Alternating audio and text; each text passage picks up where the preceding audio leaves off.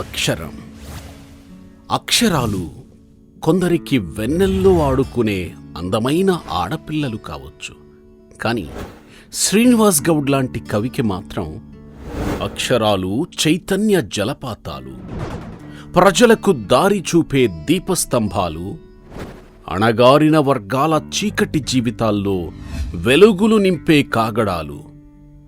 P. Srinivas Goud ప్రకాశం జిల్లా కవి. అతని కవిత్వము ప్రకాశవంతమే. అతని సాహిత్యమంతా మానసిక వికాసమే. శ్రీనివాస్ గౌడ్ ఎన్నో రచనలు చేశారు.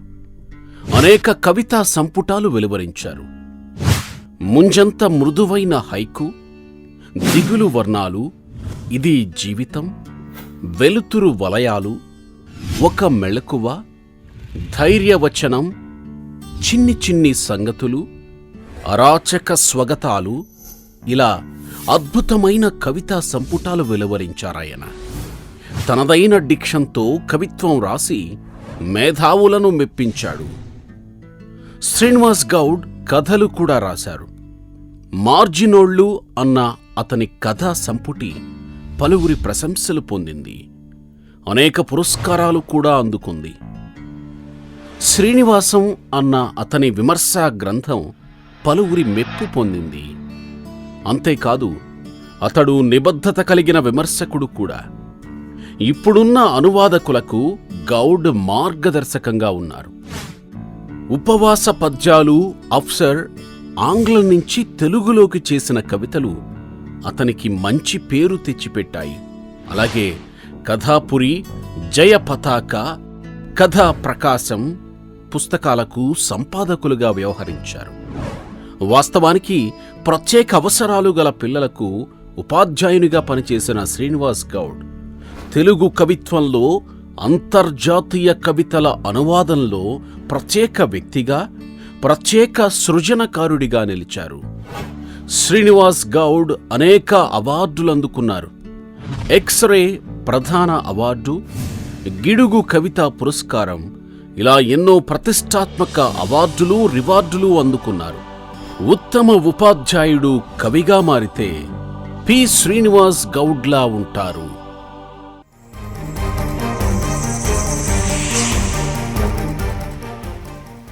తెలుగు వన్ ప్రేక్షకులకు నమస్తే. అక్షరం కార్యక్రమానికి స్వాగతం. ఇవాళ మన మధ్య ప్రముఖ కవి, అనువాదకులు, కథకులు శ్రీనివాస్ గౌడ్ గారు ఉన్నారు. ఆయనతో ముఖాముఖి కొనసాగిద్దాం. నమస్తే శ్రీనివాస్ గౌడ్. నమస్తే సార్. తెలుగు వన్ ప్రేక్షకులకు నమస్తే. ఎలా ఉన్నారు? బాగున్నాను సార్. సాహిత్య కార్యక్రమాలు బిజీగా గడుపుతున్నారు సార్. మొట్టమొదట ముఖాముఖి కొనసాగించే ముందు మీ యొక్క నేపథ్యం, అంటే మీరు ఎక్కడ పుట్టారు, మీ తల్లిదండ్రులు ఎవరు, మీరు ఈ సాహిత్యం పట్ల అనురక్తి ఎప్పుడు కలిగింది, ఎప్పుడు మొట్టమొదట కవిత రాశారు, ఇవన్నీ కూడా మీరు తెలియజేయవలసిందిగా కోరుతున్నాను. మాది ప్రస్తుతం బాపట్ల జిల్లా చీరాలండి. చీరాల్లో పుట్టాను, చీరాల్లోనే పెరిగాను. సాహిత్యములోకి నేను ప్రవేశించడం అంటే అక్కడ మా చీరాల్లో మా ఇంటి దగ్గరే ఒక చిన్న లైబ్రరీ ఉండేది. అప్పుడు స్కూల్కి వెళ్తూ కూడా ఇంట్లో పుస్తకాలను బట్టి సాహిత్య కథలు చదవటం కొద్దిగా అలవాటైన తర్వాత, ఆ లైబ్రరీకి వెళ్ళిన తర్వాత కూడా ఇంకా కథల మీద, వాటి మీద అప్పట్లో రష్యన్ సాహిత్యము, ఈ ఎండమూరు సాహిత్యము, ఆ తర్వాత చందమామ, బాలమిత్ర ఇలాంటివి కుల్లలుగా పత్రికలు అంటూ చాలా ఎక్కువ ఉండేవి, అవైలబిలిటీలో ఉండేవి. పత్రికలు, మాసపత్రికలు, వారపత్రికలు, ఇలాగ అవన్నీ చదువుతూ సాహిత్యం పట్ల, తెలుగు పట్ల కాస్త ఇష్టం ఏర్పడిన తర్వాత మనం ఎందుకు రాయకూడదు అనేటువంటి ఒక చిన్న భావన బయలుదేరిన తర్వాత, చదువుకునే వయసులోనే మీరు సాహిత్య అవును, ఇంటర్మీడియట్ నేను నిడదవోలు వెళ్లాల్సి వచ్చింది అనివార్య కారణాల వల్ల. ఇంటర్మీడియట్ అక్కడ చదువుకున్నప్పుడు మాకు ఒక తెలుగు లెక్చరర్ ఉండేవాళ్ళండి. తెలుగు లెక్చరరు చాలా చక్కగా తెలుగు పాఠం బాగా అర్థమయ్యేటట్టు అభినయించి చెప్తూ ఉండటం వల్ల ఆయన చెప్పే పాఠాలను బట్టి మనం ఎందుకు ఇలాంటి కవిత్వం రాయకూడదు, లేకపోతే అదే ఆల్రెడీ చదివిన అనుభవం అవన్నీ కూడా ఉన్నాయి కాబట్టి రాద్దామనేటువంటి ఒక కోరిక బయలుదేరి నేను చిన్నగా ప్రేమ కవితలు, చిన్న కవితలు రాయడం స్టార్ట్ చేశాను. అవన్నీ కూడా ఏ వయసులో మీరు కవితలు రాశారు? 15 వయసులో. అప్పుడు రాసినప్పుడు కొంతమంది నాకు సలహా ఇచ్చింది ఏంటంటే పత్రికలు పంపించు, ఇవి బాగుంటాయి పత్రికలు పంపించమన్నప్పుడు అప్పుడు ఆంధ్రభూమి పత్రికలో కోయిలా కోయిలా అని ఒక శీర్షిక వచ్చేది. మంచి ఆ శీర్షిక యువ కవుల్ని చిన్న చిన్న కవుల్ని ప్రోత్సహిస్తూ ఉండేవాళ్ళు. ప్రేమ కవిత్వం అందులో ఎక్కువగా అచ్చవుతూ ఉండేది. సో అందులో వచ్చైన తర్వాత నాకు విపరీతమైనటువంటి ఉత్తరాలు వచ్చాయి. అందులో చాలా వందల, అంటే ఈ రోజుల్లో నమ్మలేము, ఆ రోజుల్లో వందల ఉత్తరాలు వచ్చాయి, కార్డులు, ఎక్కువ కార్డులు. అందువల్ల చేత అది ఇచ్చిన ఉత్సాహంతో ఇంకా ఎక్కువగా రాసుకుంటూ పోవడము జరిగింది. కొంతకాలం జరిగిన తర్వాత కొంత సీరియస్ సాహిత్యంతో నాకు పరిచయం ఏర్పడింది. తిలక్, శ్రీశ్రీ, బైరాగి ఇలాంటి కవులు నాకు లైబ్రరీలో మిత్రుల ద్వారా ఒక తెలుగు టీచర్ నాకు తిలక్ని పరిచయం చేశాడు. ఆయన అమృతం కురిసిన రాత్రి పుస్తకం ఇచ్చిన తర్వాత ఇంకొద్దిగా నా విస్తృతం ముందు వచ్చిన శ్రీశ్రీ కవిత్వం చదవలేదా మీరు? ముందు శ్రీశ్రీ కాదండి, నేను తిలక్ని చదివాను ఫస్ట్. అమృతం కురిసిన రాత్రి ఫస్ట్ చదివింది నేను. పుస్తకం చాలా ఇన్స్పైర్ అయ్యాను. తిలక్, అమృత, వెన్నెల ఆడపిల్ల ఇలాంటి చాలా కవితలు నన్ను చాలా బాగా అట్రాక్ట్ చేసి ఇది నా పందాలో కవిత్వం కొంతకాలం రాశాను. అదంతా కూడా దాదాపు చెప్పాలంటే ప్రేమ కవిత్వం నా మిత్రుల కోసం రాసింది. వాళ్ళకి భావ కవిత్వం మొదట ప్రణయ కవిత్వం. మామూలుగా మొట్టమొదట ఎవరైనా కూడా ప్రణయ కవిత్వం తర్వాత ప్రేమ కవిత్వం రాస్తారు. శ్రీశ్రీ లాంటి గొప్ప అభ్యుదయ కవి కూడా ప్రభావ లాంటి ప్రేమ కవిత్వం రాశాడు. అంటే అది మామూలు పద్య కవిత్వం రాశాడు కదా, ఆయన ప్రభావాల పద్యాలు కూడా రాశాడు. ఆ తర్వాత 1930లో ఆర్థిక మందిరం రావడం, తర్వాత ఆయన మహాప్రస్థానం రాయడం, మహాకవిగా ఎదగడం జరిగింది. అయితే మీరు బేసికల్గా మీ వృత్తి ఏమిటి? ఇప్పుడు నేను బేసికల్గా టీచర్ను సార్. నేను డెఫ్ అండ్ డమ్ అనేటువంటి ఒక స్పెషలైజ్డ్ దీంట్లో నేను టీచర్ ట్రైనింగ్ చేశాను. ఆ 2 స్కూల్స్లో, ఒక ఎయిడెడ్ స్కూల్స్లో నేను 2 స్కూల్స్లో ప్రిన్సిపల్గా పనిచేశాను. బేసికల్గా నేను టీచర్. అంటే డెఫ్ అండ్ డమ్ అనేది ప్రత్యేకమైనటువంటి స్పెషల్ ఎడ్యుకేషన్ అంటారు. స్పెషల్ ఎడ్యుకేషన్ దాంట్లో మీరు ఎక్స్పర్ట్. అవును. ఆ తర్వాత టీచర్గా పనిచేసి ఆ తర్వాత అందులోంచి బయటకు వచ్చాను అనివార్య కారణాల వల్ల. ఆ తర్వాత నేను కన్స్ట్రక్షన్ రంగంలోకి వెళ్ళాను. కన్స్ట్రక్షన్ రంగంలో కొనసాగుతున్నాను. కన్స్ట్రక్షన్ రంగంలో కొనసాగుతున్నారు. బట్ ఒక పక్క అంటే వృత్తులు వేరైనా ప్రవృత్తిగా మీరు సాహిత్య రంగాన్ని, సృజనాత్మక రంగాన్ని ఎన్నుకున్నారు. ఇందులో మీరు కవిత్వం రాశారు, అద్భుతమైన కథలు రాశారు, అనువాదాలు చేశారు. మీ యొక్క సాహితీ కృషి బహుముఖాలుగా విస్తరించి. అవును సార్. ఇందులో మీకు ఏ ప్రక్రియ ఎక్కువగా మీకు సంతోషాన్ని కలిగించి? ఎక్కువ అంటే నేను బేసికల్గా పొయిట్ని సార్. పొయిట్రీలోంచి వచ్చాను కాబట్టి నాకు పొయిట్రీ అంటేనే ఇష్టం. కానీ కొన్ని వస్తువులు తన రూపం తను ఎన్నుకుంటాయి. కొన్ని వస్తువులు మన కవిత్వంలో మనం విమర్శలేం. సో అలాంటి సందర్భం నాకు ఎదురైనప్పుడు అలాంటి నేను ఖచ్చితంగా చెప్పవలసిందే అని అనుకున్నప్పుడు అది ఎక్కువసార్లు కథారూపం తీసుకుంది, కొన్నిసార్లు వ్యాస రూపం తీసుకుండొచ్చు. ఎక్కువ నేను కవిత్వం అంటేనే ఇష్టపడ్డాను. ప్రస్తుతం కథలు సీరియస్గా రాయాలి, అందులో అంటే నేను అనుకున్నటువంటి కొన్ని సంఘటనలు అవి బయటకు చెప్పాల్సిందే అనుకునే సందర్భాల్లో కథ మాత్రమే అది చెప్పగలదు అనుకున్నప్పుడు ఆ కథా ప్రక్రియలోనే అలాంటి వస్తువుల్ని నేను బయట పెట్టే. మీ యొక్క కథలకు కానివ్వని లేదంటే కవితలు, వీటికి ప్రేరణ ఏమిటి? ప్రేరకులు ఎవరు? ప్రేరకులు నేను చదువుకున్న కవులంతా సార్. కవులంతా వాళ్ళు సహజంగా ఒక బ్యాక్గ్రౌండ్లో. అదే సార్, మీరు ప్రేమ కవిత్వం రాశారన్నారు. ప్రేమ కవిత్వం రాసినప్పుడు ఒక ప్రేయసి ఉంటుంది కదా, అది ఊహా ప్రేయసి కావచ్చు, వాస్తవ ప్రేయసి కావచ్చు. అవును. అలాంటి ప్రేమ చరిత్ర ఏమైనా ఉందా మీ జీవితంలో? చాలా ఉన్నాయండి, ఒకటి కాదు చాలా ఉన్నాయి. కానీ ఊహా ప్రేయసులు నేను కవిత్వం రాసినప్పుడు ఊహా ప్రేయసి మిత్రుల కోసం రాసింది, ఆ మిత్రులు ఎంకరేజ్ చేయడానికి రాసింది ఎక్కువ ఉండొచ్చు. కానీ సీరియస్గానే రాశాను అవి, చాలా సీరియస్గానే. అంటే నాకు నేను ఫీల్ అయితే తప్పితే ఆ పోయిటరీ రాదు కాబట్టి అది నేను ఫీల్ అయ్యా రాశాను. ఇక తర్వాత నాకు కవిత్వంలో ప్రేరకులు అంటే నేను చదువుకున్న కవులు నాకు ప్రేరకం. అందులోనూ నాకు చిన్నతనంలోనే తల్లిదండ్రులు చనిపోయారు సార్. చనిపోయిన తర్వాత నేను ఎదుర్కొన్న అనేక ప్రేమరాహిత్యంతో బాధపడ్డారు. అంటే తల్లిదండ్రుల ప్రేమ అనేది లేదు. లేకపోయినప్పుడు అప్పుడు నేను ఎదుర్కొనేటువంటి చాలా సంక్షోభాలకి నా కవిత్వము, సాహిత్యము కాస్త నాకు స్వాంతనిచ్చాయి. ఇచ్చినప్పుడు ఎలాగో కవిత్వం స్వాంతనిస్తుంది కాబట్టి దాన్ని ఆశ్రయించి నేను చాలా ఎప్పుడైనా బాగా మన బాధలు మనం వ్యక్తం చేసుకోవడానికి, సామాజిక పరమైనటువంటి బాధలు వ్యక్తం చేయడానికి కవిత్వము ఒక వాహిక అంటారు. అవునండి, సాహిత్యము కవిత్వము నాకు వాహిక అయింది, స్వాంతనిచ్చింది. అందులో నేను ఎక్కువగా బాధపడిన సందర్భాల్లో ఎటు ఎవరికి చెప్పుకోలేని సందర్భాల్లో నేను కవిత్వాన్ని ఆశ్రయించాను, తర్వాత కథను ఆశ్రయించాను, లేదా చదువుకున్నాను ఎక్కువగా. ఆ బాధనంతా కథల గురించి మనం చర్చించబోయే ముందు మీరు ఒక చక్కని కవిత ఒకటి వినిపించండి. చక్కటి కవిత. ఈ మధ్య ఒక కవిత రాశాను సార్. ఆ కవిత మీకు వినిపిస్తాను. అంటే వస్తు వైవిధ్యము, వస్తు అభివ్యక్తి, వైవిధ్యం. నవ్యతతో మీరు రాస్తుంటారు కవిత్వము. ఒక మంచి కవిత చెప్పండి. నగరానికి ఒక కల ఉంది, ఓహో. ఎంతమంది కడుపు చేత పట్టుకొచ్చినా చేయి పట్టుకు చోటిస్తుంది ఈ నగరం. మ్మ్. చెరువుల్ని చెట్లని మింగేస్తున్నా కక్కలేక మింగలేక చూస్తుంది ఈ నగరం. ఓహో.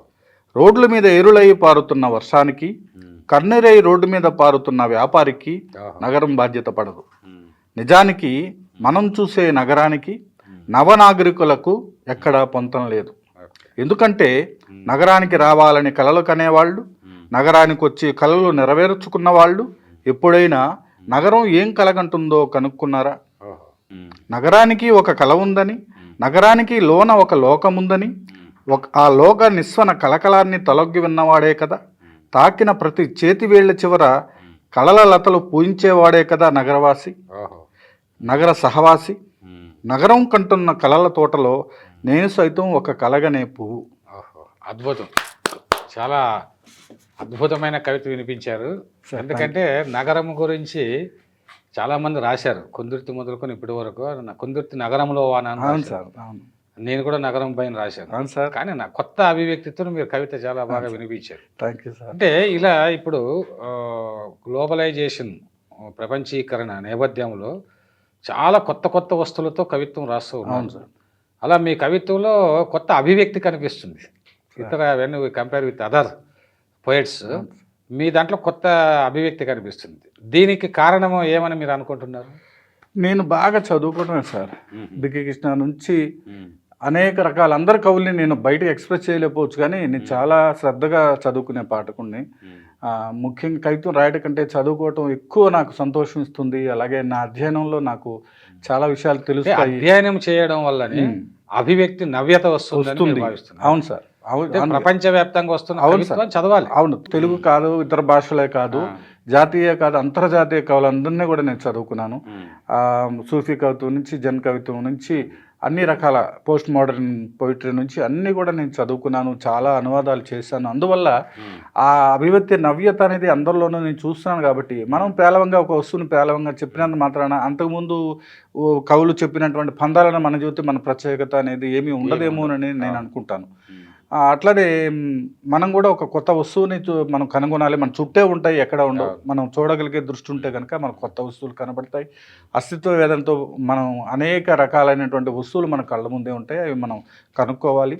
కనుక్కొని కొంత నవ్యతతోటి మనం చెప్పే ప్రయత్నం చేస్తే కనుక అది బాగుంటుంది అనేది నా అభిప్రాయం సార్. ఇప్పుడు సమాజంలో అంటే కవులు ఒకప్పుడు కొద్దిగా అభ్యుదయ కవులు ఉన్నారు, తర్వాత విప్లవ కవులు, దిగంబర కవులు వచ్చారు, స్త్రీవాద కవులు అని, తర్వాత అస్తిత్వ బహుజన కవులు చాలామంది వచ్చారు. బట్ సమాజంలో ఉన్నటువంటి ఒక రుగ్మతలు, సమాజంలో ఉన్న అస్తవ్యస్తమైనటువంటి వ్యవస్థలో కవుల పాత్ర ఎలా ఉండాలని మీరు అనుకుంటున్నారు? ఎందుకంటే కష్టజీవికి అటు ఇటు ఉన్నవాడే నిజమైన కవి అని శ్రీశ్రీ అన్నారు.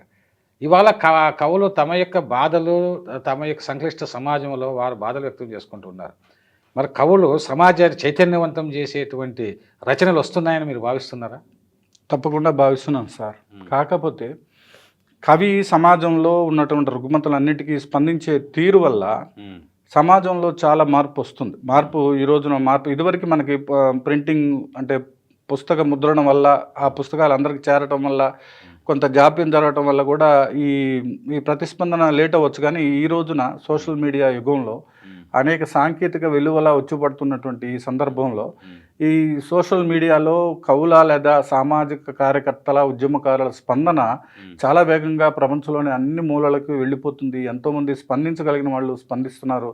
అంటే సమాచార విప్లవం వల్ల ఎక్కువ మంది దీనికి స్పందిస్తున్నారు సార్. అట్లాగే అట్ ద సేమ్ టైం చాలా విషయాల పట్ల మనం అనుకుంటున్నాం పుస్తక పఠనం తగ్గిపోతుందని, కానీ ఇంకొక రకంగా పత్రికల్లో ఈ బుక్స్ చదవటం కానివ్వండి, డిజిటల్ మీడియాని ఉపయోగించుకుని పీడిఎఫ్లు చదవటం కానివ్వండి, కిండిల్ని ఉపయోగించుకుని చదవటం, అనేక మంది కొత్త పాఠకులు వచ్చి మనకు వాళ్ళ వల్ల స్పందన ఉంటుంది సార్. వాళ్ళ వల్ల స్పందన ఎంత స్థాయికి ఉందంటే సార్, మీరు గౌరీ లంకేష్ని తీసుకోండి, ఆవిడ ఒక రైటరు, ఆవిడని చంపేసే పరిస్థితి. అంటే ఆవిడ వల్ల ఎంతగా సమాజం ప్రభావితం అవుతుందని రాజ్యం భయపడితే ఆవిడని చంపేస్తారు. అట్లనే కవులకి రచయితలకి రాజ్య నిర్బంధం అంతకుముందు ఎన్నడూ చూడని నిర్బంధం. వరవరరావు గారిని జైల్లో పెట్టారు. రకరకాల సామాజిక ఉద్యమాలుగా పెడుతున్నారు. మనం గట్టిగా కనుక మన వాయిస్ సామాజిక ప్రతిబంధకాలని మనం కనుక ఎదుర్కొని మనం గట్టిగా మనం స్వరం వినిపిస్తే వాళ్ళని తీసుకెళ్ళి జైల్లో పట్టే పరిస్థితులు, మన మీద టాడాలు రకరకాల కేసులు పెట్టేటువంటి పరిస్థితులు అన్నీ ఈరోజు వచ్చినాయి. అంటే రాజ్యం ఎంతగా రచయితల కవుల పట్ల భయపడుతుంది, వాళ్ళని ఎట్లాగా ఖైదు చేయాలని చూస్తుంది, వాళ్ళ నోర్లు వాళ్ళ గొంతు ఎంతగా నొక్కాలని చూస్తుంది అనేది మీరు అర్థం చేసుకోండి. కాబట్టి ఇప్పుడు రచయితలు, కవులు, కళాకారులు, ఉద్యమకారులు వాయిస్ని రాజ్యం భయపడుతున్నదే మనకి మనం ఎంతగా ప్రభావితం చేస్తున్నాం, చైతన్యవంతం చేస్తున్నారు కళాకారులు అని. అవునండి, వాళ్ళని అంటే హత్య చేయడానికి కూడా ప్రభుత్వాలు సాహసిస్తున్నాయి, వెనకాడటం లేదు. వెనకాడటం ఉన్నటువంటి ప్రభుత్వాలు ఈరోజు మనకు మత ప్రభుత్వాలు, ఫాసిస్ట్ ప్రభుత్వాలు మనకు వచ్చినాయి ఈ రోజున. ప్రజలను కూడా ఎంత మూఢత్వంలో ఉంచాలని ప్రభుత్వం ప్రయత్నిస్తుందో అంతగా ప్రతిఘటన కూడా ప్రజల నుంచి వస్తుంది. వివేకవంతమైనటువంటి ప్రజల శాతం కూడా పెరుగుతూ వస్తుంది. కేవలం సోషల్ మీడియా ఇలాంటి ప్లాట్ఫామ్లు, ఇలాంటి ఛానల్స్ మీద చూసినటువంటి ఉదాహరణకి కలకత్తా డాక్టర్ కేసు పత్రికల్లో ఆ ప్రభుత్వ ఛానల్స్లో వచ్చిన దానికంటే కూడా యూట్యూబ్ ఛానల్స్, ఇలాంటి తెలుగు వన్ లాంటి ఛానల్స్ చేసిన ప్రచారం మామూలుది కాదు. ప్రపంచవ్యాప్తంగా దీని మీద నిరసనలు వ్యక్తం అవుతున్నాయంటే కలకత్తాలో విద్యార్థుల అంతా కూడా ఒక తాటి మీదకి వచ్చిందంటే కేవలం సోషల్ మీడియా, కేవలం సోషల్ ప్లాట్ఫామ్సే దానికి కారణం సార్. ఇప్పుడు కవులు, కళాకారులు ఎక్కువగా మన తెలుగు రాష్ట్రాల్లోనే ఎక్కువ మంది ఉన్నారు. బట్ వాళ్ళకి సరైనటువంటి ఆదరణ లేదు, వాళ్ళని గుర్తించడం లేదు. ఈ మీడియా ఉన్నటువంటి మీడియా అగ్రవర్ణాల చేతిలోనే ఉండటం వల్ల, దాంట్లో ఉండే ఎడిటర్లు అగ్రవర్ణాల వాళ్ళు కావడం వల్ల ఎవరికో కొద్ది మందికి వాళ్ళకి కావాల్సినట్టు వేస్తున్నారు. కానీ నిజమైన వర్త్ ఉన్నటువంటి క్యాండిడేట్స్ అంటే కవులు కానీ, రచయితలు కానీ, విమర్శకులు కానీ తగినటువంటి గుర్తింపు రావడం లేదు. యూనివర్సిటీలు కావచ్చు, పీఠాలు కావచ్చు, కేంద్ర రాష్ట్ర ప్రభుత్వాలు కావచ్చు, ఇటువంటి ఒక అసమానం అంటే అస్తవ్యస్తమైనటువంటి సమాజంలో సాహిత్యంలో అసమానత్వము అనుకోవచ్చు. దీన్ని మీరు ఏ దృష్టితో చూస్తారు? ఎలాంటి మార్పు రావాలని కోరుకుంటున్నారు? సార్ ఇది ఇప్పుడే కాదు సార్, చాలా కాలం నుంచి మనం బహుజనులు ఎదుర్కొన్నటువంటి సమస్య ఇది. ఉదాహరణకి మీరు వైతాళికుల్లో ముద్దుకృష్ణ జాషువాని పెట్టలేదు. ఎందుకు పెట్టలేదు అనే దానికి ఆయన కూడా సరైన సమాధానం ఇవ్వలేదు. అట్లా ఎంతోమంది ప్రతిభావంతమైనటువంటి కవుల్ని, కళాకారుల్ని వాళ్ళ కులం చేత, వాళ్ళ ప్రాంతం చేత, వాళ్ళ అస్తిత్వం చేత వాళ్ళని దూరం పెట్టడం జరుగుతుంది. అది కేవలం వాళ్ళకు ఉన్నటువంటి అగ్రవర్ణ భావజాలం అనేది వాళ్ళ ఇంటర్నల్గా ఒక ఇన్బిల్ట్గా పనిచేస్తుంది. అది పనిచేస్తున్న వాటిని మనం దాన్ని నిరసించడానికి అస్తిత్వ ఉద్యమాలు బయలుదేరినాయి. మీరు చూడొచ్చు, దళిత ఉద్యమాలు వచ్చినాయి, స్త్రీవాద ఉద్యమాలు వచ్చినాయి, ముస్లిం, ఆదివాసీ ఈ ఉద్యమాలన్నీ కూడా వచ్చినాయి. దాన్ని ఎదుర్కోవడానికి చాలా ప్రయత్నాలు చరిత్రలో మన తెలుగు సాహిత్య చరిత్రలో జరిగినాయి. దళిత ఉద్యమం ఉవ్వెత్తున ఎగిసిపడినప్పుడు ప్రతి ఒక్కడు తన పేర్ల చివర మాదిగా మాల అని పెట్టుకోవడానికి కూడా ధైర్యం చేశారు. అది పెట్టుకోవడం ఒక స్టేటస్ సింబల్గా కూడా మనం స్టేటస్ సింబల్గా అనుకునేంత స్థాయి వరకు కూడా ఉద్యమాలు తీసుకెళ్ళి. ప్రశ్న ఏమిటంటే, గతంలో ఆంధ్రప్రదేశ్లో మరి ఉగాది పురస్కారాలు, కళారత్న పురస్కారాలు ఇచ్చేటువంటి వాళ్ళు సాంస్కృతిక శాఖ ద్వారా చాలా కార్యక్రమాలు నిర్వహించేవాడు. మళ్ళీ గత 5 ఏళ్ళుగా అక్కడ స్తబ్దత ఏర్పడింది, ఆ విషయం మీకు తెలుసు. ఈ ప్రభుత్వాలు మరి కవులు, రచయితల పట్ల ఎలా ఉండాలని మీరు భావిస్తారు? సార్ ప్రాచీన సాహిత్యాన్ని తీసుకుని నన్నయ్య పూర్వం నుంచి ఎప్పటి నుంచో రాజస్థానాల్లోనే కవులు బతికారు, సాహిత్యం బతికింది. రాజాశ్రయం లేదే సాహిత్యం బతకదనే ఒక సామెత కూడా ఉంది. ఏమండి, అలాగా రాజులు అంటే పాలకులు ఎవరైతే ఉన్నారో, పాలకులు ఎప్పుడైతే ప్రజా సాహిత్యాన్ని పట్టించుకుంటారో అప్పుడు మాత్రమే ఒక ఉత్తమ సాహిత్యం వస్తుంది. పోషకులు ఉన్నప్పుడు కవులు కూడా ఉత్సాహంగా ఏదైనా రాయగలుగుతారు. ఎప్పుడైతే కవులు, కళాకారులు నిరాదరణకు రోతారో సాంస్కృతికంగా ఆ రాష్ట్రం పతనం అవుతుంది. మనం చూస్తున్నాం ఈ రోజున ఒక 5 సంవత్సరాల క్రితం నుంచి ఆంధ్రప్రదేశ్ సాహిత్యపరంగా కళారంగాల్లో ఒట్టిపోయిందనేది చాలామంది చెప్తున్నారు. తెలంగాణలో ఇటీవల వచ్చినటువంటి ఒక ప్రకటన కూడా దాన్ని ఎద్దేవా చేస్తూ కూడా వాళ్ళు రాశారు. మీరు అక్కడికి పోయి మీ పనులు మీరు చూసుకోండి అనేటువంటి మాటలు వాళ్ళు మాట్లాడగలిగారు. ఎందుకు మాట్లాడారంటే మనకు అక్కడ ఎవరైతే ఇవన్నీ చూస్తున్నారో, మీరు అన్న కవులు, కళాకారుల నిరాదరణకు గురవుతున్నారు అన్నారో, అటువంటి దాన్ని బాధ్యతగా తలకెత్తుకునేటువంటి ఒక నాయకుడు లేకుండా పోయాడు. ఒక సాంస్కృతికమైనటువంటి పోరాటం చేసేటువంటి ఎవరు లేకుండా పోయారు అక్కడ. నిజానికి అలాంటి అభిరుచి కలిగి చాలామంది ఉన్నారు. మండల బుద్ధప్రసాద్ లాంటి వాళ్ళు ఉన్నారు, మీలాంటి వాళ్ళు ఉన్నారు.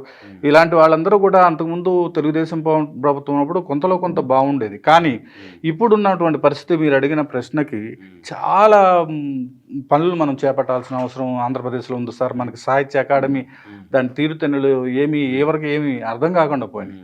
రెండోది, మనకి సాహిత్యపరమైన అవార్డులు కానీ, సాహిత్యపరమైనటువంటి పరిశోధనలు చేయడానికి దానికి తగినటువంటి ఫండ్స్ కానీ, ఎవరి నుంచి ఎక్కడి నుంచి ఏది పొందాలో కూడా ఒక పద్ధతి, దానికంటూ ఒక ప్రొసీజర్ లేకుండా పోయింది. ఇప్పుడు అంతకుముందు అంటే వైఎస్ఆర్ గవర్నమెంటు చేసింది, కానీ ఎలా చేసింది, కేవలం వైఎస్ఆర్ పేరు మీద ఒక సంవత్సరంలో ఒక 10 మందికి ఒక 5 లక్షలు 10 లక్షలు ఇచ్చి చేతులు దులుపుకుంది. కానీ అది సరిపోదు కదా సార్. ఒక వ్యక్తిగతంగా ఇచ్చే అవార్డులు కాకుండా తెలుగు సాహిత్యాన్నో, తెలుగు కవిత్వాన్నో, లేకపోతే ప్రాంతాల వరకు కూడా అన్ని జిల్లాలకు ఆంధ్రప్రదేశ్ అనేటువంటి దాని దగ్గరికి వచ్చేసరికి మరి కళా సాంస్కృతిక రంగాలకు ఇచ్చేటువంటి బడ్జెట్ ఎటు వెళ్తుంది? మనకి ఇప్పుడు 10 సంవత్సరాలు ఉమ్మడి ప్రభుత్వం ఉన్నప్పుడు ఆ ఉమ్మడి ప్రభుత్వం నిధులు ఎటుపోయినాయి? మనకంటూ మనం పంచుకోవాలి కదా, పంచుకోవాల్సిన నిధులు ఎటుపోయినాయి? మన సాంస్కృతికంగా మనకు వచ్చేటువంటి నిధులు ఎటుపోయినాయి? మనకు రావాల్సినటువంటి వాటా ఎటుపోయింది? ఇంతవరకు తెలుగు పీఠం పెట్టలేదు. ఒకవేళ పెట్టినా దానికి దిక్కు లేదు. రామారావు గారు తెలుగు యూనివర్సిటీ పెట్టారు ఉభయ రాష్ట్రాలు. అవును సార్. తెలుగు యూనివర్సిటీలు అనేక శాఖలు పెట్టారు. అది రాజమండ్రిలో కానీ, శ్రీకాకుళం, రాజమండ్రి, బొమ్మూరులో తెలుగు పీఠం ఏర్పాటు చేశారు. కానీ దానికి ఇంతవరకు అతిగతి లేకుండా దాని ఆలనా పాలన లేదు సార్. అది లేదు అంటే చాలా రకాలైనటువంటి చర్యలు తీసుకోవాల్సిన అవసరం ఉంది. తెలుగు సాహిత్యాన్ని, కళారంగాల్ని బతికించుకోవాల్సినటువంటి ఆవశ్యకత ఆంధ్రప్రదేశ్కి ఇప్పుడున్నటువంటి పరిస్థితుల్లో చాలా ఎక్కువ ఉంది సార్. చాలా పని జరగాల్సినటువంటి అవసరం ఉంది. మీరు చాలా చక్కగా చెప్పారు ఉన్నటువంటి పరిస్థితి. దీనికి సాహిత్యంలో రంగంలో కృషి చేస్తున్నటువంటి పెద్దలు కావచ్చు, సంస్థలు కావచ్చు, అందరూ ఏకీకృతమై అందరూ పోరాటం చేయాల్సిన అవసరం ఉంది అనేటువంటిది అందరూ చెబుతున్నటువంటి విషయం. ఇక మీ కథల విషయానికి వస్తే, మీరు మరి ఆంధ్రప్రదేశ్ సంబంధించి ఒంగోలు ప్రాంతం, అక్కడ ఉన్నటువంటి ఒక అట్టడుగు వర్గాలు కావచ్చు, అదేవిధంగా రైల్వే కార్మికులు కావచ్చు, వీళ్ళు అన్ని వర్గాల గురించి అద్భుతమైన కథలు రాశారు. మీ కథల గురించి, మీ సంపుటాల గురించి కొద్దిగా తెలియజేయండి.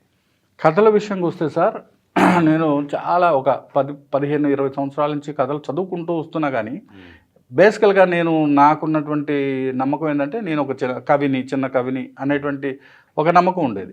నేను ఒక కథ రాయగలను, లేదా కథ రాసి మెప్పించగలను అనేటువంటి నమ్మకం నాకు ఉండేది కాదు. ఎందుకంటే నేను చాలా పెద్ద రచయితల కథలు చదివి ఇవి ఇట్లా మనం చెప్పగలమా, మనం చేయగలమా అనేటువంటి సందిగ్ధతలోనే చాలా కాలం గడిచిపోయింది. కానీ నా లోపల ఉన్నటువంటి ఆ వస్తువులు నన్ను తినేయటం మొదలుపెట్టింది. ఇది కనుక నేను చెప్పకపోతే నేను సిక్ అయిపోతాను అనేటువంటి పరిస్థితుల్లో కథ నేను చెప్పాల్సిందే అని నాకు వచ్చినటువంటి రీతిలో, నాకు వచ్చినటువంటి నా స్థానిక భాషలో నేను నా కథలన్నీ కూడా కొన్ని చాలా ఏళ్ళు పట్టింది దానికి కూడా. నేను 2000లో ఒకటి మొదటి కథ రాస్తే 2024కి నేను రాసిన కథలు ఒక 20 ఉంటాయేమో. 20 కథలు అంటే సంవత్సరాల సంపుటిక. అవును సార్.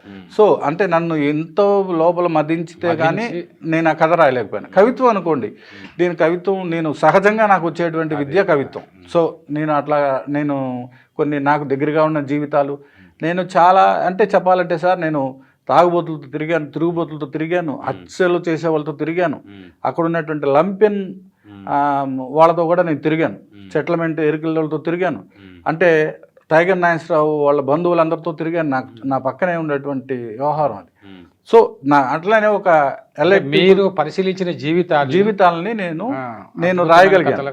నేను అక్కడ ఉన్నటువంటి నా కళ్ళెదురుగా నా పక్కన నా తోటి వాళ్ళు, నా ఎదురు వాళ్ళు చెప్పినవి, విన్నవి, నేను అనుభవించినవి అన్నీ కూడా క్రోడీకరించుకొని నేను మార్జినోల్ అనే కథా సంపుటి ఈ సంవత్సరం జనవరిలో వేశాను సార్. ఆ మార్జినోల్ అనే కథా సంపుటికి ప్రపంచవ్యాప్తంగా మంచి గుర్తింపు వచ్చింది. దానికి కారణం ఏంటంటే, నిజ జీవితంలో అంటే ఒక కథా రచయితగా మీరు ఆ ప్రాంతాన్ని అబ్జర్వ్ చేసి, మీరు అక్కడ జరుగుతున్న సంఘటనల్ని అక్షరీకరించి ఒక అద్భుతమైన శిల్పంతో కథలు రాశారు. అంటే జీవితం నుంచి కథలు పుట్టాలన్నది మీ అభిప్రాయం? మన జీవితం నుంచే పుట్టాలి, లేదా మన చుట్టూ జరుగుతున్నటువంటి జీవితాల నుంచి పుట్టాలి. మనం దానికి సాక్షిభూతంగా ఉండాలి. కొంత ఊహలోంచి పుట్టొచ్చు. కథ ఎప్పుడు కూడా కొంత వాస్తవికత, కొంత ఊహ, కొంత నాటకీయత ఇది ఉంటేనే అవుతుంది, లేకపోతే అదొక వార్తా కథనం అవుతుంది. అవును. ఈ కథా శిల్పంలో మీరు వస్తువును బట్టి శిల్పము వస్తుందా, శిల్పాన్ని బట్టి వస్తువు వస్తుందా? రెండు ఉంటాయి సార్, రెండు ఉంటాయి. రెండు ఉంటాయి. అంటే వస్తువు తన శిల్పాన్ని తను ఎన్నుకుంటుంది, రూపాన్ని కూడా ఎన్నుకుంటుంది. చాలామంది అప్పుడు త్రిపుర కొద్దిమంది చాలా అద్భుతమైనటువంటి కథలు వచ్చినాయి, ఈ రోజుల్లో రావడం లేదు అని అంటూ ఉంటారు జనరల్గా సాహితీ విమర్శకులు. కానీ ఇవాళ కూడా చాలా మీలాంటి వాళ్ళు మంచి కథలు, అద్భుతమైనటువంటి కథలు రాస్తున్నారు అనేటువంటి అందరికి తెలిసిన విషయం. ఎందుకో ఈ గతము వాళ్ళతో పోల్చుకొని ఇప్పుడున్నటువంటి వాళ్ళు కథలు కాదని, కవితలు కాదని అనేటువంటి ఒక వాదన వస్తూ ఉంది. దానికి విమర్శకులు కూడా ఏ విమర్శకుడైనా, ఏ వ్యాసకర్త అయినా శ్రీశ్రీను, కృష్ణదాసో లేకపోతే రాజు అంటే గతంలో ఉన్నటువంటి వాళ్ళ కథలు కూడా అంతే, నవలలు కూడా అంతే. వాళ్ళ కొటేషన్లు ఇవ్వకుండా, వాళ్ళని చేర్చకుండా ఎవరు వ్యాసాలు రాయడం లేదు. ఇది నా అబ్జర్వేషన్ ఉన్నది. అంటే గతము కన్నా ఇప్పుడు వచ్చేటువంటి సాహిత్యం చాలా గొప్ప సాహిత్యం అని ఒక ప్రముఖ కథా రచయిత్రి అన్నారు ఓల్గా గారు, ఇప్పుడే బాగా వస్తున్నాయన్నారు. అలాంటి ఒక భావజాలము ఎందుకు రావడం లేదు? దీనికి కారణం ఏమంటారు సార్? మామూలుగా ఒక సామెత ఉంది కదా, గతకాలం వేలు వచ్చు కాలం కంటే అని చెప్తుంటారు. ఎందుకు చెప్తుంటారంటే సార్, చాలామంది ఈ సాంప్రదాయ విమర్శకులు వీళ్ళంతా కూడా అక్కడే ఆగిపోయారు. వాళ్ళు ఏం చేస్తున్నారు, కొత్తగా వచ్చేవాళ్ళు ఏ రకంగా రాస్తున్నారు, ఏ వస్తువులు తీసుకుంటున్నారు, ఎలా చెప్తున్నారు, వీళ్ళ పరిస్థితులు ఏమిటి అనేది వీళ్ళెవరు కూడా పెద్దగా గమనిస్తున్నట్లేదు. ఇప్పుడు కొత్తగా వచ్చేవాళ్ళు అద్భుతంగా రాసేవాళ్ళు ఉన్నారు. అంటే మీరు గమనించాలి, కొత్త వాళ్ళని వచ్చేటువంటి సాహిత్యంలో కొత్త నీరు ఎప్పుడు కూడా ప్రవేశిస్తూ ఉంటుంది, పాత నీరు కొట్టుకుపోతుంది అనేది విమర్శకులు లేకపోతే ఆ మాటలు అనేవాళ్ళు కూడా ఎప్పుడు కూడా గుర్తుంచుకోవాలి సార్. ఒకళ్ళ దగ్గర అంటే పాతకాలంలో వాళ్ళు ఏదో గొప్పవాళ్ళు కాదని కాదు, కానీ కొత్తగా రాసేవాళ్ళు కూడా గొప్పగా రాస్తున్నారనేది కూడా వాళ్ళు గమనించాలంటే వాళ్ళు కొత్త వాళ్ళు మీద దృష్టి పెట్టాలి సార్. గత కాలమే మేలు వచ్చు కాలం కంటే అనేటువంటి ఒక సామెత మీరు వినుంటారు, నన్నయ్య గారు అన్నారు. ఎందుకంటే అది పెట్టుకొని మనవాళ్ళు దాన్ని పట్టుకొని వేలాడుతూ ఉంటారు. ఎందుకు వేలాడుతుంటారంటే ఏవైతే ఈ ప్రాచీనత ఇష్టపడేవాళ్ళు, పాతకాలాన్ని ఇష్టపడేవాళ్ళు, కొత్తను ఆహ్వానించడానికి భయపడేవాళ్ళు వీళ్ళంతా కూడా అక్కడే ఉండి అక్కడే మాట్లాడుతుంటారు తప్పితే ఆధునికంగా ఏం జరుగుతుంది, కొత్త వాళ్ళు ఏం రాస్తున్నారు, ఎలాంటి రాస్తున్నారు, ఏ వస్తువు తీసుకుని రాస్తున్నారు, ఎంత బాగా కొత్తదనంతో చెప్తున్నారు, కొత్త అభివ్యక్తులతో చెప్తున్నారు, ఎక్కడ ఎవరు చూడనటువంటి ఒక వస్తువుల్ని ఈ రోజున మనం తీసుకొని చెప్తున్నారు. ఈ రోజున చూడండి ఎంత అసలు మనం ఊహించినటువంటి కొన్ని వస్తువులు కథా సాహిత్యంలో కానీ లేదా కవిత్వంలో కానీ ప్రవేశించాయి. ముస్లిం మైనార్టీలు చూడండి, గీతాంజలి ముస్లిం స్త్రీల్లో అట్టడుగు వర్గాల్లో పడేటువంటి అనేక బాధలు గీతాంజలి గారు రాస్తారు. అలాగే ఆ ముస్లింల్లో ఉన్నటువంటి అనేక రకాలైనటువంటి పరిస్థితుల్ని సలీం గారు నవల్స్ కథల్స్లో రాశారు. అట్లనే ఆదివాసీకి సంబంధించి వచ్చేసరికి కార్తీక్ నాయక్ రాశాడు, మన మల్లిపురం జగదీష్ రాశాడు. అట్లా మనం చూడటానికి నిరాకరించే అనేక వస్తువులు ఈ రోజున మన సాహిత్యంలోకి వస్తున్నాయి. అదే ఒకప్పుడు అట్టడుగు వర్గాల వారు సాహిత్యాన్ని సృష్టించిన వెలుగులోనికి తీసుకొని రాలేకపోయారు. ఇవాళ సోషల్ మీడియా వచ్చిన తర్వాత అనేక వేదికల ద్వారా ఒక అవేర్నెస్ అయితే వచ్చింది. అంటే 98% ఉన్నటువంటి దళిత, బహుజన, మైనారిటీ, బడుగు వర్గాల వారి యొక్క సాహిత్యాన్ని మరి వెలుగులోకి తీసుకురావాలని సంస్థలు కానీ, ఇటు వ్యక్తులు కానీ, ఉద్యమాలు కానీ మనకు నేర్పించిన గుణపాటు. అవును సార్, 100% కరెక్ట్. అదే సార్, మనకి ప్లాట్ఫామ్స్ ఉన్నాయి. ఇదివరకు మనకి పత్రికలే దిక్కు, బయట ఇప్పుడు పత్రికలు కాదు, ఆన్లైన్ పత్రికలే కాదు, లేకపోతే పోర్టల్స్ కాదు, డిజిటల్ మీడియాలు వచ్చి మనం సొంతగా వెబ్సైట్లు పెట్టుకోవచ్చు, మనం బ్లాగ్స్ పెట్టుకోవచ్చు, మనకి ఫేస్బుక్ ఉంది, వాట్సాప్ ఉంది, రకరకాల మాధ్యమాల ద్వారా మనం ప్రజలకి మనం ఏవైతే అనుకుంటున్నామో దాన్ని చేరవేసే మార్గాలు ఈ రోజున అందుబాటులోకి వచ్చాయి. ఇదివరకు అది లేదు. సో ఇప్పుడు అందుబాటులోకి వచ్చిన అనేక రకాల మార్గాల ద్వారా ఎన్నో విభిన్న రకాలైనటువంటి కథలు, కథనాలు మనం ప్రజలకు చేరవేస్తున్నాం. కాబట్టి ఇంత విలువలో కూడా మనకి ఇది నిలబడుతుంది. కాకపోతే దీన్ని మెటీరియలైజ్ చేసేటువంటి ఒక యంత్రాంగం కావాలి. ఉదాహరణకి మీకు చెప్తాను చూడండి సార్, మద్దూరు నగేష్ బాబు పుస్తకాలు కావాలంటే మీరు ఏ వెబ్సైట్ ఎత్తినా ఈ రోజున ఒక సమగ్రం పుస్తకం వచ్చింది కాబట్టి అది దొరుకుతుంది ఇప్పుడు. కానీ ఇది రాకముందు ఉన్నటువంటి పరిస్థితి ఏమిటి?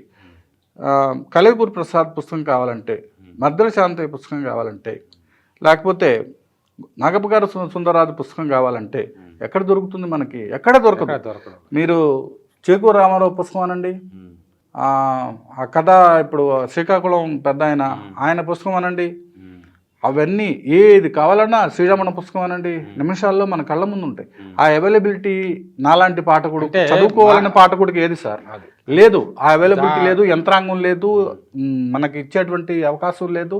ఎక్కడ గవర్నమెంట్ లైబ్రరీస్లో కూడా ఎక్కడ కూడా ఈ సాహిత్యం కూడా దొరకదు. ఇప్పుడు సాహిత్య సంస్థలు కొన్ని ఉన్నాయి, వాళ్ళు ఈ రోజుకి శ్రీశ్రీ సాహిత్యం కావచ్చు, తర్వాత కృష్ణశాస్త్రి, ఇవి అందుబాటులో ఉన్న లైబ్రరీస్ కావచ్చు, కొన్ని పబ్లిషింగ్ హౌసెస్. కానీ ఇవాళ గొప్ప సాహిత్యాన్ని సృష్టిస్తున్నటువంటి అట్టడుగు వర్గాల కవులు రచయితల యొక్క పుస్తకాలను వాళ్ళు కొనుక్కోవడం లేదు. మీరు అన్నట్టుగా అందుబాటులో పాఠకులకు అందుబాటులోకి తేవడం లేదు. కానీ ఇవాళ డిజిటల్ మీడియా వచ్చింది కాబట్టి దానికి అనేకమైనటువంటి మార్గాలు దానిపైన అవేర్నెస్ కలిగించాల్సినటువంటి అవసరం కూడా ఉంది. సరే, అది మనం త్వరలో మేము చేయాలని చెప్పి దానికి ప్రయత్నాలు చేస్తున్నాము. ఏదేమైనా సాహిత్యంలో ఒక వివక్ష అనేటువంటిది ఉందన్నటువంటిది మీరు చెప్పినటువంటి మాటలను బట్టి తెలుస్తూ ఉంది. ఒక అనువాదకునిగా అనేకమైనటువంటి కవితలను, అంతర్జాతీయ కవితలను తెలుగులోకి అనువాదించారు, తెలుగు ఇంగ్లీష్లోకి అనువాదించారు. ఈ అనువాదము రంగంలో మన తెలుగు సాహిత్యం ఏ స్థానంలో ఉంది, ఎలా ఉంటే బాగుంటుందని మీరు భావిస్తున్నారు? సార్, మనకి శ్రీశ్రీ ఉన్నాడు అనుకోండి, శ్రీశ్రీ ఎందుకు అప్పుడు ఒక పర్టికులర్ పొయిట్గా ఒక స్పెషల్ కేటగిరీ పొయిట్గా ఎందుకు ఎస్టాబ్లిష్ అయ్యాడు అంటే, మహాప్రస్థానంలో మీరు అంతకుముందున్న కవుల కంటే కూడా ఒక నూతన అభివ్యక్తి ఆయన దగ్గర మనం చూస్తాం. గంటలు గంటలు గంటలు గంటలు అలాంటిది హెచ్జి వెల్స్, ఆ వెల్స్ అనే దగ్గర నుంచి ఆయన ఒక కాపీ అంటే అనుకరణ తీసుకున్నాడు. అంటే ఏంటారు అర్థం, అప్పటికే ఆయన అంతర్జాతీయ కవులు చాలామంది చదువుకున్నాడు, ఒక మెచ్యూరిటీ ఆయనలో ఉంది. ఈ అభివ్యక్తిలో మెచ్యూరిటీ ఉండడానికి మచిలీపట్నంలో ఉండటము, ఫ్రెంచ్ కవులు లేరు, మల్లారమే ఫ్రెంచ్ సాహిత్యం రావడము, అది చదవడము, ఆయన చదవడము, అందుబాటులో అవకాశం రావడము, ఆయన చదువుకునే అవకాశం అప్పుడు అన్నీ ఉన్నాయి. ఎందుకు ఇదంతా వచ్చిందంటే, ఆయన ఇతర భాషల కవులు చదువుకోవటం, తనకు తాను అనువదించుకొని అవన్నీ కూడా ఆయన తన కవిత్వంలో ఇంప్లిమెంట్ చేసుకొని ఒక వస్తువు భిన్నత కానివ్వండి, శాబ్దిక సౌందర్యంతో కవిత్వం చెప్పటం కానివ్వండి చేశాడు. చేయటం వలన కూడా ఆయన ఒక ప్రత్యేకమైన కవిగా గుర్తింపు పొందాడు. సో అందువల్ల చేత సార్, మనం అనువాదం అనేసరికి వచ్చేసరికి మనం ఏది ఈ రోజున ప్రపంచ సాహిత్యంలో మనం జ్ఞానం పొందామో అదంతా కూడా ఇతర భాషల నుంచి, ఇంగ్లీష్ నుంచి, రకరకాల భాషల నుంచి మనకి అనువాదం జరిగి వచ్చిందే. మనమంతా నన్నయ్య కూడా సంస్కృతం నుంచి తెలుగు చేసినటువంటి మహాభారతమేగా. అన్నయ్య కూడా ట్రాన్స్లేటర్ అని చెప్పాలి. తన సొంత పాండిత్యంతో పద్య కవిత్వంలో ఆయన పెట్టాడు, కానీ అది కూడా ట్రాన్స్లేషనే కదా ఒక రకంగా. అంటే మనకు వచ్చినటువంటి మొదటి మహాకావ్యమే ట్రాన్స్లేషన్. సో అక్కడి నుంచి కూడా మనం చూసుకుంటే అనువాదం లేనిదే ఈ రోజున ఈ ప్రపంచం లేదు, మీడియా ఛానల్స్ లేవు, ఏదీ లేదు. ఇప్పుడు గ్లోబలైజేషన్ ఉంది కాబట్టి మీడియా, సోషల్ మీడియా అందుబాటులో కూడా ఉంది. అనువాద సాహిత్యం చాలా వరకు మీకు అంతర్జాలంలో అనేక అంతర్జాల లైబ్రరీస్లో వీటి నుంచి అనేక సైట్ల నుంచి మీకు కావాల్సిన సాహిత్యాన్ని కొని అనువదించి మీరు తెలుసుకుని. సమస్య ఏమిటంటే తెలుగులో ఉంది, మీరు అనేకమైనటువంటి వర్గాలు, ప్రాంతాలు, కులాలు, వీటి అందరికీ వాళ్ళ కవిత్వాన్ని మీరు ట్రాన్స్లేషన్ చేస్తున్నారు, అనువాదం. అలా తెలుగులో ఉన్నటువంటి కథలు కావచ్చు, నవలలు కావచ్చు, కవిత్వం కావచ్చు, వీటిని ఇతర భాషల్లోకి అనువాదం చేయాల్సినటువంటి ఆవశ్యకత ఉందని మీరు భావిస్తారు? చాలా ఉంది సార్, చాలా ఉంది, అవసరత ఉంది, ఎక్కువ ఉంది. ఎందుకంటే ఇంగ్లీషు నుంచి తెలుగులోకి వెలుగులా వచ్చిపడుతున్నాయి.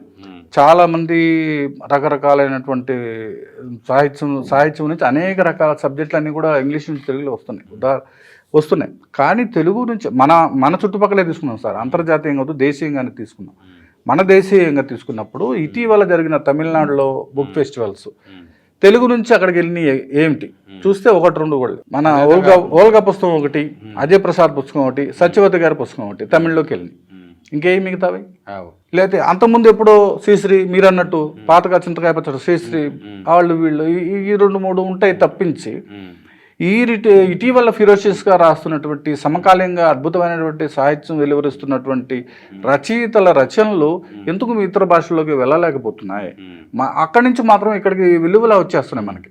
కొద్ది మంది మాత్రము చాలా కొద్ది పాపులర్ అయినటువంటి వాళ్ళు, లేకపోతే వాళ్ళు సొంత నెట్వర్క్ తోనే అవి అక్కడికి వెళ్తున్నాయి తప్పించి దానికి ఒక ప్రొసీజర్ లేదు, దానికి ఒక పద్ధతి లేదు, ఒక యంత్రాంగం లేదు.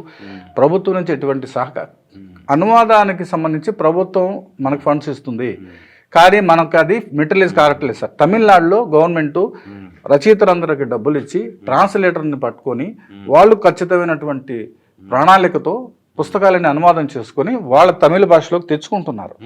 ప్రతి కర్ణాటకలో ఉంది, బ్రహ్మాండంగా ఉంది. తమిళ, కర్ణాటక, మీరు మలయాళం, కేరళ, ఈ 3 ప్రభుత్వాలు దక్షిణ భారతదేశ భాషల్లో ఆ 3 భాషల్లో అద్భుతమైనవి సార్. మీకు ఒక ఉదాహరణ చెప్తాను. వసుధేంద్ర అని ఒక ఆయన మాకు ఇక్కడ ఒక రైటర్స్ మీట్కి వచ్చాడు, కన్నడ రచయిత. చాలా పుస్తకాలు అమ్ముడుపోయినాయి. ఆయన కేంద్ర సాహిత్య అకాడమీ అవార్డు గ్రహీత కూడా. ఆయన ఒక మాట చెప్పాడు, సార్ మీ వైపు మీరు ఎన్ని పుస్తకాలు ప్రింట్ చేస్తారండి అన్నాడు. మనం 1000 పుస్తకాలు ఇదివరకు వేసేవాళ్ళం అండి, ఇప్పుడు 500కి దిగింది అన్నాం. మేము మినిమంగా 30,000 కాపీలు మినిమంగా అమ్ముతాం. మినిమం 30,000 కాపీలు. ఒక యువ రచయిత బాగా రాశాడబ్బా అనుకుంటే వాడికి 5 లక్షల అధమపక్షం అవార్డ్స్ వస్తాయి. 30,000 కాపీలు అనేది అధమపక్షం మాకు. 30,000 నుంచి 1,00,000. ఇప్పుడు అదే జరిగింది. ఆయన తేజో తుంగభద్ర రాశాడు, హంపి ఎక్స్ప్రెస్ రాశాడు, అమ్మంటే నాకు ఇష్టమైన పుస్తకాలు వేల సంఖ్యలో అమ్ముడుపోయింది, అనేక భాషల్లోకి తర్జుమా. అటువంటి వాతావరణం మన తెలుగు సాహిత్యంలో లేదు. అసలు అలాంటి ఆలోచనే లేదు. మనము వాళ్ళని చూసి దానికి కారణము మీరేమని భావిస్తారు? ఇప్పుడు ప్రభుత్వాలు శ్రద్ధ తీసుకోకపోవడమా? ఒకటి లేదు, ఈ యూనివర్సిటీలు కావచ్చు, లేదు సాహిత్యంలో ఒక స్థాయికి వచ్చినటువంటి వాళ్ళు కావచ్చు, అట్టడుగు వర్గాల నుంచి వచ్చినటువంటి కవులు వీళ్ళను కూడా వెలుగులోకి తీసుకురావాలన్న ఆలోచన వాళ్ళకి లేకపోవడం వలన కారణాలు ఏమని భావిస్తున్నారు? కన్నుడు చావుకు అనేక కారణాలు ఉన్నట్టు సార్, అనేక కారణాలు. ఆ పీఠాల మీద ఉన్న వాళ్ళకి అభిరుచి లేకపోవడం, అనువాదం చేసేటువంటి పని విభాగం నిస్తేజంగా ఉండడం, రకరకాల అంటే రెట్టేబీజం సార్. ఎక్కడ చూసినా నిస్తేజం, ఆ నిధులు మురిగిపోవడం. ఇప్పుడు కింద వర్గాలకు సంబంధించినటువంటి వాళ్ళు చదువుకోవడానికి ఇచ్చేటువంటి డబ్బులు ఎలా మురిగిపోతున్నాయి, ఎలా పక్కదారి మళ్ళుతున్నాయి, ఆ పథకాల నుంచి వేరే పథకాలకు ఎలా వెళ్తున్నాయి, ఇవన్నీ కూడా జరుగుతున్నాయి. ఇక్కడ దీనికి కారణాలు ఏంటి? రాజకీయ నాయకులు కారణం, ఆ పీఠాలకు సంబంధించిన వాళ్ళు కారణం. ఇదంతా చూస్తూ ఊరుకున్నటువంటి ఈ దీనికి నాయకత్వం వహిస్తున్న ప్రతి ఒక్కళ్ళు కారణమే. ఒక బహుజన రచయితో, మీరు అన్నట్టు ఒక అట్టడుగు రచయితో ఏం చేయగలడు సార్? అద్భుతమైన కవిత్వం రాయగలడు, అంతే, ఆత్మ శోభను అనుభవించి. అంతకంటే మించి పుస్తకం వేసుకోవాలన్నా అతని దగ్గర డబ్బులు ఉండవు. ఒక ప్రముఖ సంస్థ వాళ్ళని గుర్తించి నిరాకరిస్తుంది. ఏం చేయాలి? వాళ్ళు సొంత డబ్బులు పెట్టుకుని పుస్తకాలు వేస్తే 500 కూడా అమ్ముడుపోవు. అటువంటి దారుణమైన పరిస్థితులు ఇరు తెలుగు రాష్ట్రాల్లో ఉన్నాయి. అదే ఒక రచయిత కేరళలో పుట్టుంటే, తమిళనాడులో పుట్టుంటే, లేదు కర్ణాటకలో పుట్టుంటే వాడి 30,000, 40,000, 50,000 పుస్తకాలు అమ్ముడుపోయేటువంటి పరిస్థితి. అంటే అసలు ఎందుకురా తెలుగు రాష్ట్రాల్లో పుట్టాము, మనం అక్కడికి పోయి ఉంటే మనం ఎక్స్ప్లోర్ అయ్యేవాళ్ళం కదా. అక్కడ కూడా కుల వివక్షలు ఉన్నాయి, అక్కడ కూడా రకరకాల రాజకీయాలు ఉన్నాయి. కానీ ప్రేమ కూడా ఉంది. సాహిత్యాన్ని సాహిత్యంగా గుర్తించే ఒక వాతావరణం ఇంకా అక్కడ చచ్చిపోలేదు సార్. తర్వాత గౌడ గారు, ఇప్పుడు జ్ఞానపీఠ అవార్డులు కర్ణాటకలో చాలా ఎక్కువ మందికి వచ్చింది. 8 మంది పైనే వాళ్ళకి జ్ఞానపీఠ అవార్డులు వచ్చాయి. మన తెలుగులో ఇప్పటి వరకు 3 వచ్చాయి. మరి ఎందుకు మన తెలుగు వాళ్ళకి జ్ఞానపీఠ అవార్డులు ఎక్కువగా రాలేదని భావిస్తున్నారు మీరు? సార్ అది కూడా ఇప్పుడు మనం రచనలు ఇతర భాషల్లోకి పోకపోవటం ఒకటి, దానికి తగ్గ కృషి ఇక్కడ ఉన్నటువంటి ఆర్గనైజ్ చేసేటువంటి వాళ్ళు పెద్దగా చేపట్టకపోవటం ఒకటి, ఆర్గనైజేషన్స్ లోపం ఒకటి, వాళ్ళకు ఉన్నటువంటి ఒక ప్రత్యేకమైనటువంటి వాళ్ళ గ్రూప్ని వాళ్ళు ప్రోత్సహించుకునేటువంటి తత్వం ఒకటి. ఇది ఎక్కడ చూసినా ఉంటాయి. కానీ వాళ్ళు ఒక స్థాయి దాటిన తర్వాత వాళ్ళు విశాలంగా ఆలోచిస్తారు. మనకు ఆ పరిస్థితి లేదనేది నాకున్న పర్సనల్ ఒపీనియన్. అందువలన చేత కూడా చాలా మందికి రావాల్సినటువంటి కేంద్ర సాహిత్య అకాడమీలు రాలేదు. నామమాత్రపు గుర్తింపు ఉన్న వాళ్ళకి కేంద్ర సాహిత్య అకాడమీలు వచ్చినాయి. కానీ అది వాళ్ళకి సార్ ఇంకొకటి కూడా వాళ్ళ పరిమితులు ఉంటాయి, వాళ్ళకి సంబంధించిన కేటగిరీలో. కేంద్ర సాహిత్య అకాడమీ అంటే ఒకటి గుర్తొచ్చింది నాకు. ఇప్పటి వరకు కూడా ఎక్కువగా అగ్ర కులాల వారికే వాళ్ళే ఎక్కువ మంది కన్వీనర్లుగా ఉన్నారు. వాళ్ళే ఒక కూటంగా ఏర్పడి ఎక్కువ మందికి 60 వచ్చి ఉన్నాయి ఇప్పటి వరకు కేంద్ర సాహిత్య అకాడమీలో, అందులో ఒక 40 పైగా వాళ్ళకే వచ్చి ఉన్నాయి. మరి దీనిపైన ఈ దళిత బహుజన మేధావులు కానీ రచయితలు కానీ ఎందుకు స్పందించడం లేదు? సార్ ఇది ప్రశ్నకి సార్ ఇప్పుడు పీఠాల మీద ఎవరున్నారు సార్ మీరు చెప్పండి. పీఠాల మీద ఎవరున్నారు? పీఠాల మీద ఉన్న వాళ్ళు ఏ పీఠాల మీద ఎవరు ఉంటారో వాళ్ళకి సంబంధించిన వాళ్ళని తీసుకురావడానికి ఎక్కువ శాతం అవకాశం ఉంది. అట్లనే పీఠాల మీద మా బహుజన లేకపోతే దళిత లేకపోతే ఆదివాసీ లేకపోతే ముస్లిం సంబంధించిన వాళ్ళ కమ్యూనిటీస్కి రిప్రజెంట్ చేసే వ్యక్తులు రాజ్యాధికారం వాళ్ళ చేతిలో ఉండాలి. ఎంతమంది ఉన్నారు? ఎంతమంది ఉన్నా కానీ వాళ్ళకు ఉన్నటువంటి ఆలోచనల్ని, కోరికల్ని, లేకపోతే వాళ్ళు ప్రిఫరెన్స్ని ఎంతమంది పాటిస్తున్నారు? ఒక దళిత మంత్రి ఉన్నాడు అనుకోండి, ఆ మంత్రి ఎంతమంది తన నియోజకవర్గంలో తన ప్రాంతంలో ఉన్న ప్రజలకు మేలు చేయగలుగుతున్నాడు? ఒక దిష్టి బొమ్మలాగా పైనుంచి వచ్చే ఆజ్ఞల్ని పాటించేటువంటి ఒక రోబో లాగా ఉన్నాడు తప్పించి అతను సొంత ఎజెండా అమలు చేసే పరిస్థితి ఉండదు. ఒకవేళ వీళ్ళ పీఠాల మీద కూర్చోబెట్టిన రిజర్వేషన్ ప్రకారము లేకపోతే దాన్ని ఏమంటారు రొటేషన్ ప్రకారం కూర్చోబెట్టిన వాళ్ళకి సొంత ఎజెండా ఉండటానికి వీల్లేదు, ఉండదు. కారణం ఏంటంటే రాజ్య స్వభావమే అది. ఈ రచయితలందరూ కూడా అట్టడుగు వర్గాల రచయితలు, కవులు, వీళ్ళంతా కళాకారులు అందరూ ఏకము కావాల్సినటువంటి అవసరము ఎంతైనా ఉంది. అంటే వివక్ష నుంచి బయటపడాలంటే ఒక ఉద్యమాలు రావాల్సింది. అంటే సమాజంలో సమానత్వం కోసము కవులు రచయితలు అందరూ రాస్తున్నారు, కానీ సాహిత్యంలోనే సమానత్వం లేదు. ఇది తెలుగు సాహిత్యంలో ఉన్న దౌర్భాగ్యం. దీనికి ఏంటంటే పత్రికలు కావచ్చు, మీడియా కావచ్చు, సోషల్ మీడియా కావచ్చు, ఏది న్యాయం ఏది సత్యం అనేటువంటి గ్రహించి అందరికీ మంచి చేయాలని చెప్పేసి చేయడానికి వాళ్ళు కూడా ప్రయత్నం చేయాలి. సత్యాన్ని అసలు తెలుసుకోవాలని చెప్పి కోరుకుంటాం. చాలా మంచి విషయాలు మీరు తెలియజేశారు. చివరిగా మీరు అనువాదం చేసినటువంటి ఎన్నో పుస్తకాలు అనువాదం చేశారు, ఒక మంచి అనువాద కవిత వినిపించండి సార్. అనువాదానికి సంబంధించి నేను ఇటీవల ప్రముఖ కవి అఫ్సర్ ఇంగ్లీష్లో ఫాస్టింగ్ హెమ్స్ అనే పేరుతోటి రంజాన్ సందర్భంగా 30 రోజులకు గాను 30 పద్యాలు ఆయన ఇంగ్లీష్లో రాస్తే నేను దాన్ని తెలుగులో అనువాదం చేసి ఉపవాస పద్యాల పేరుతో ఒక పుస్తకం వేశాను సార్. ఆ పుస్తకం ఇది. అయితే ఇందులో నేను ఫాస్టింగ్ హైమ్స్ ఓకే అఫ్సర్ రాసినటువంటిది. ఈ పుస్తకంలో ఉన్న ప్రత్యేకత ఏంటంటే ముస్లింలు ప్రపంచవ్యాప్తంగా రకరకాలైనటువంటి వివక్షలకు గురవుతున్నారు.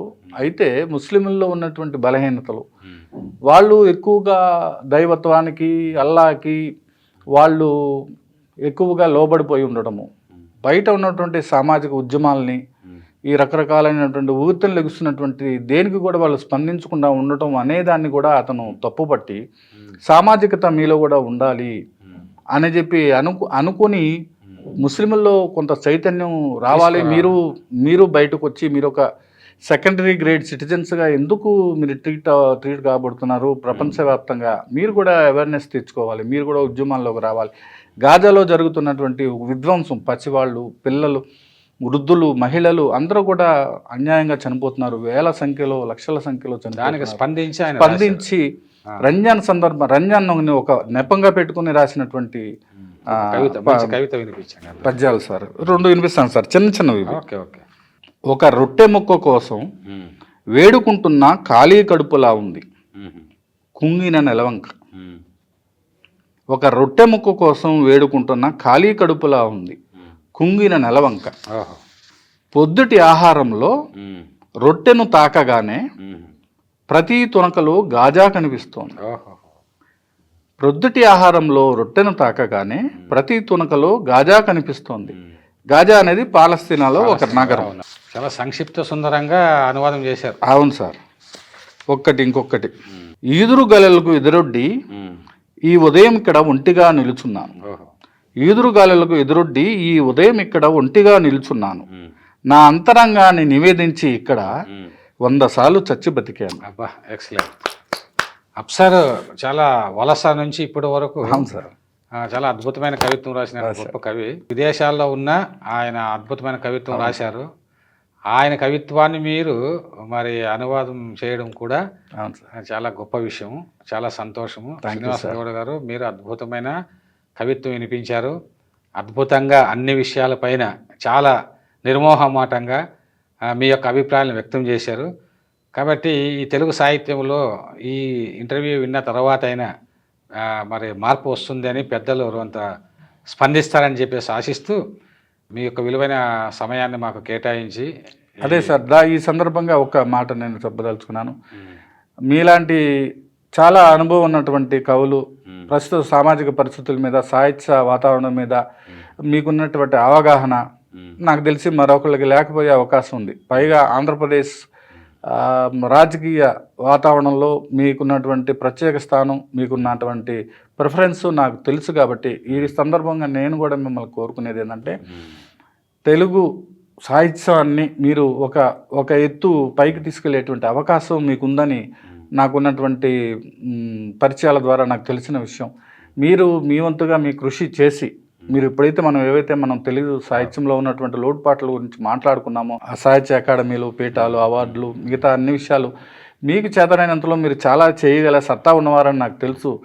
ఈ సందర్భంగా మీకు అఖిలాంధ్ర ప్రేక్షకులు లేకపోతే అఖిలాంధ్ర పాఠకులు సాహిత్య లోకం తరఫున మీకు నేను చేస్తున్న విజ్ఞప్తి ఏంటంటే, ఈ లోటుపాట్లు మీరు కూడా పట్టించుకొని కాస్త సాహిత్య జీవులకి మీరు కొంత సహాయం చేయాల్సిందిగా, తప్పకుండా సమస్యలు మీరు పరిష్కరించవలసిందిగా, మీకున్నటువంటి రాజకీయ పలుకుబడిని ఉపయోగించి మీ పదవులైనా మీరు తీసుకొని వాటిల్లో మీరు రాణించి ఇట్లాంటి సమస్యలన్నీ మీరు పరిష్కరించవలసిందిగా నేను కోరుతున్నాను.